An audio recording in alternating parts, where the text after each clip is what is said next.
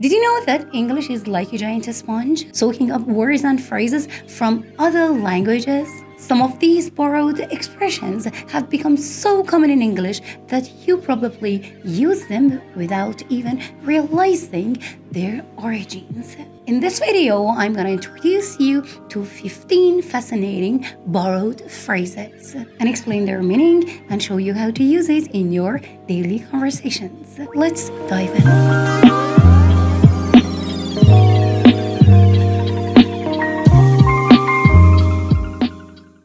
Welcome to English Luminaries with Sahar, where we illuminate the richness of advanced English to help you shine through your language journey. Grab a pen and a paper and let's explore the meaning of these global gems that have become a part of English language. Here is the first one, which is widely used in English language. Carte blanche, which means complete freedom to act as one wishes. For example, the new manager was given carte blanche to reorganize the team. Let's see how people use it in real situations. If I thought for a second you wanted to help him, you'd have carte blanche. We're going back, Ken.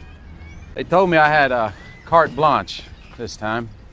See how people use it in real conversation? Use this phrase when describing unlimited authority or creative control. Speaking of freedom, let's move on to a phrase that highlights the flexibility of expression. Double entendre, which means a phrase with two meanings, often one of which is risky or suggestive. For example, her speech was filled with clever double entendres that keeps the audience entertained. Because you're slimy, and you turn everything into a double entendre. Perfect for discussing witty or playful language. From witty language, let's move on to a phrase that happens to many of us. Déjà vu. And I'm pretty sure you've been using that in your daily conversation without even realizing where it comes from. Déjà vu is a feeling of having experienced something before. Walking into the old house gave me a strong sense of déjà vu. They say that déjà vu is usually a sign of love at first sight. Use this phrase when describing an uncanny sense of familiarity. Now that we relived some moments, let's take a look at a social blunder that's hard to forget. Faux pas, which is a social blunder or embarrassing mistake. Wearing white to a wedding party was a major faux pas. In 2 days, you're gonna call me and thank me for forgiving you of your dating faux pas. So, I hear you've made an enormous faux pas, and everyone's laughing up their sleeves about your date. This phrase is ideal for discussing social etiquettes or missteps. Speaking of mistake, how about an undefinable quality that is hard to explain? Je ne sais quoi, which is an undefinable, appealing quality. She had a certain je ne sais quoi that makes her unforgettable. Oh, Jacqueline, you have a beautiful je ne sais quoi. Hey, Jake maybe don't win it, but he does have a certain je ne sais quoi with the ladies. Use this phrase for describing charm and allure. Let's switch gears and talk about something authentic and genuine. Bona fide, which means authentic and genuine. The painting was confirmed as a bona fide masterpiece by the experts.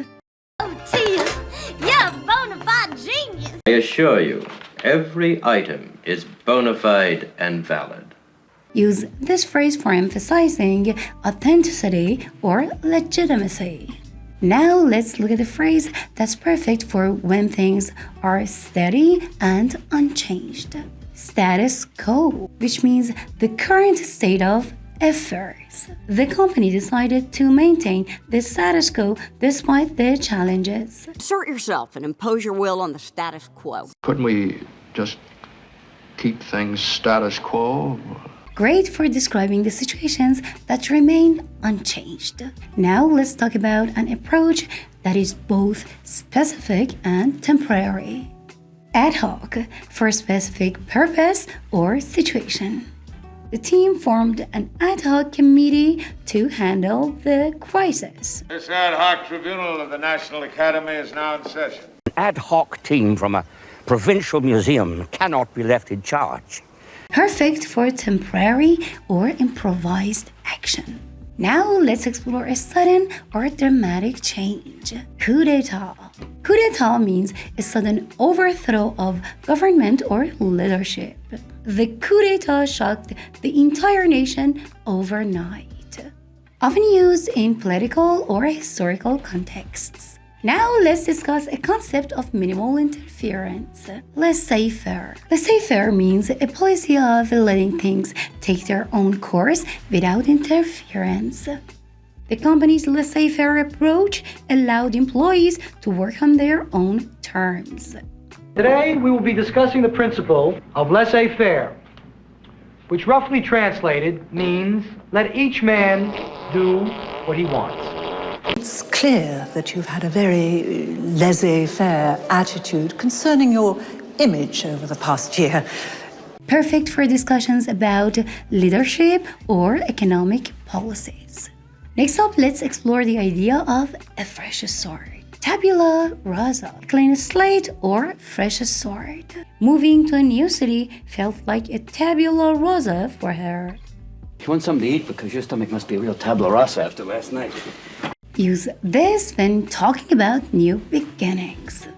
Let's delve into something creative and ahead of its time. Avant-garde, which means innovative, especially in arts or cultures. Her avant-garde designs push the boundaries of traditional fashion. Astute collector of antiquities, great friend to the avant-garde. He's a well-regarded up-and-coming director of the avant-garde. Great for discussing creativity or modern ideas. Now let's talk about a phrase that reveals how someone works. Modus operandi, which means a method of operating or working. The detective analyzed the criminal's modus operandi to predict the next move.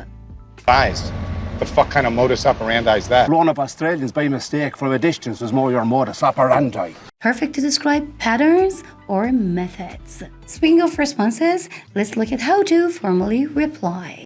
RSVP, which is an acronym for a French phrase, Répondez s'il vous plaît, which literally translates into respond if it pleases you. What's weird though is that people in France mostly don't use it anymore, but English speakers still do. Now French people more often say répondre attendu avant-le, which translates to respond is expected before. So it basically means please respond. Don't forget to RSVP for the party by Friday. I hold in my hand the RSVP from Professor Vinnick. You invite me somewhere? Pow!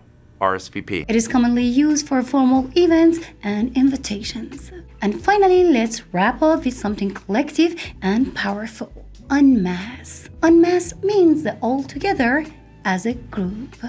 The students protested en masse against the new policy. Why have they stopped coming at us en masse? She'll have a booming, boisterous family who will descend on you en masse.